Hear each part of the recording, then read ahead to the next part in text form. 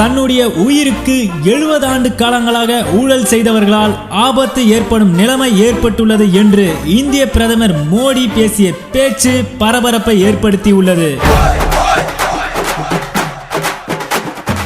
கோவா தலைநகர் பனாஜியில் சர்வதேச விமான நிலையத்துக்கு அடிக்கல் நட்டு வைத்து இந்திய பிரதமர் மோடி பேசினார். அவர் பேசியது, நான் அகதிகளுக்காக ரூபாய் நோட்டுகள் செல்லாது என்று அறிவிக்கவில்லை. மக்களின் துயரங்கள் எனக்கு புரிகின்றது. ஆனால் கருப்பு பணத்தை ஒழிக்கவே இந்த நடவடிக்கை என்றும் அதிகாரத்தில் அமர்ந்திருக்க வேண்டும் என்பதற்காக நான் பிறக்கவில்லை. மக்களின் துயரங்களை நீக்கவே நான் என் குடும்பத்தை விட்டு வெளியேறி வந்திருக்கிறேன் என்று பிரதமர் மோடி கண்கலங்கியபடி பேசினார்.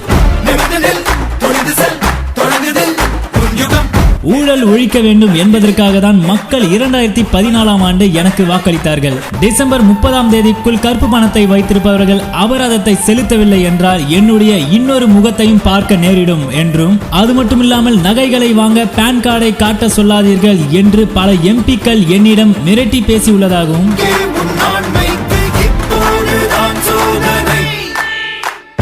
இந்தியாவின் பணம் சூறையாடப்பட்டு கடல் கடந்து அது கடத்தப்பட்டால் அதை மீட்பதுதான் என்னுடைய கடமை என்றும், கருப்பு பணத்தை ஒழிக்க வேண்டும் என்று மக்கள் நினைக்கும் போது என்னுடைய கடமையை நான் எப்படி செய்யாமல் இருக்க முடியும்? நவம்பர் 8ஆம் தேதிக்கு பிறகு பலர் என்னுடைய தூக்கத்தை அழித்து விட்டனர் என்றும், அது மட்டுமில்லாமல் எனக்கு எதிரான சக்திகள் பலரும் என்னை அழிக்க நினைக்கிறார்கள். அதனால் என் உயிருக்கே ஆபத்து ஏற்படும் நிலைமை ஏற்பட்டுள்ளது என்றும், 2G நிலக்கரி ஊழல் செய்தவர்கள் எல்லாம் இப்போது 4000 ரூபாய் சில்லறை மாற்ற கியூவில் நிற்கிறார்கள் என்றும்,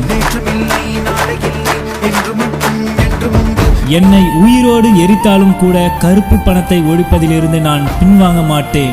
நீங்கள் 50 நாட்கள் எனக்கு ஒத்துழைப்பு கொடுத்தால் நாட்டையே மாற்றி காட்டுவேன். ஊழல் செய்தவர்களின் நிஜ முகத்தை நான் நிச்சயம் வெளிக்காட்டுவேன். அது மட்டுமில்லாமல் டிசம்பர் 30ஆம் தேதிக்கு பிறகு என்னுடைய நடவடிக்கை தவறு என்று நீங்கள் நினைத்தால் நான் எந்த தண்டனையும் ஏற்க தயாராக இருக்கின்றேன். கருப்பு பணத்தை ஒழிக்கும் நடவடிக்கைகள் தொடரும் என்று பிரதமர் மோடி அதிரடியாக பேசினார்.